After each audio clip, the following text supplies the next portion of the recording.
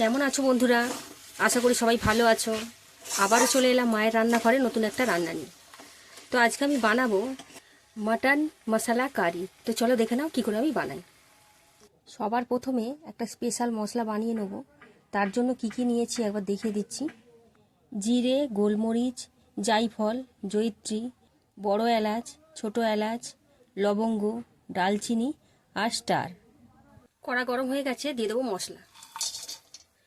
মশলাটা এইভাবে নাড়িয়ে নাড়িয়ে একটু গরম করে নেব, দিয়ে শিলনোড়া বা মিক্সারে গুঁড়ো করে নেব।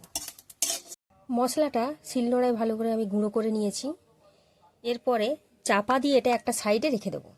তো এখানে আমি রেয়াজি খাসির মাংস নিয়েছি 500 গ্রাম। তো ভালো করে ধুয়ে বেছে আমি পরিষ্কার করে নিয়েছি। গ্যাসে প্রেসার বসিয়ে দিয়েছি। এবারে এরকম ছোট বাটির 2 বাটি জল দিয়ে দেবো।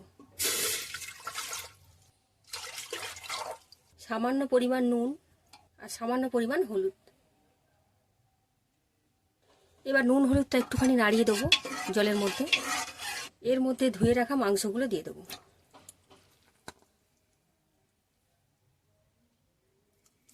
দিয়ে আবারও একবার ভালোভাবে এইভাবে নাড়িয়ে দেবো। এবারে চাপা দিয়ে 2টো সিটি দিয়ে নেব। 60 থেকে 70% মাংসটা আমি সেদ্ধ করে নেব।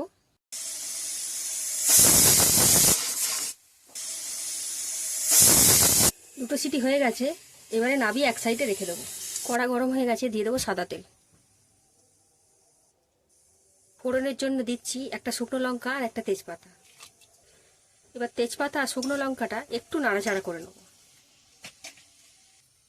এবারে বড় সাইজের 4টে পেঁয়াজ আমি কুচিয়ে নিয়েছি, তেলের মধ্যে দিয়ে দেবো। এরই সঙ্গে দিয়ে দেবো স্বাদ অনুযায়ী নুন। নুনটা বুঝে দেবে, কারণ মাংসতেও সামান্য পরিমাণ নুন দেওয়া ছিল। এবারে পেঁয়াজটা ভালো করে ভেজে নেব। নুনটা দেওয়ার কারণে পেঁয়াজটা তাড়াতাড়ি গলে যাবে। তো বন্ধুরা, তোমরা দেখতেই পাচ্ছ পেঁয়াজটা লাল লাল করে ভাজা হয়ে গেছে। এবারে একে একে সব মশলাগুলো দিয়ে দেবো। 4 চামচে আদা রসুন বাটা, একটা বড় সাইজের টমেটো, হলুদের গুঁড়ো 2 চামচে, লঙ্কার গুঁড়ো, ঝালটা যে যার বুঝে দেবে, সামান্য পরিমাণ চিনি, কালার হওয়ার জন্য কাশ্মীরি রেড চিলি পাউডার 1 চামচে। এবারে ভালোভাবে পেঁয়াজের সাথে মশলাটা ভালো করে কষিয়ে নেব।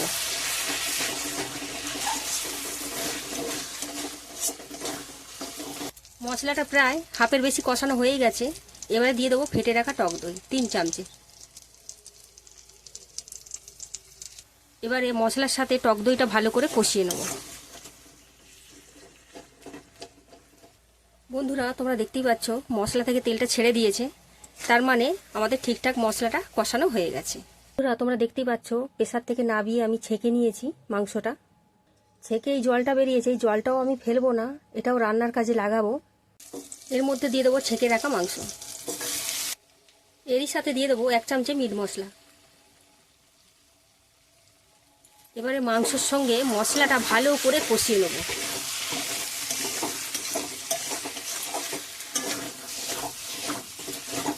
মাংসটা কষানো হয়ে গেছে। এবারে দিয়ে দেবো মাংসরই সেই ঝোলটা।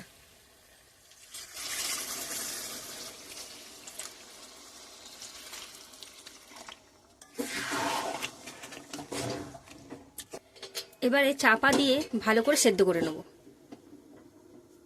তো বন্ধুরা, প্রায় 10 মিনিটের মতন হয়ে গেছে। এবারে চাপাটা খুলে দেখে নেব।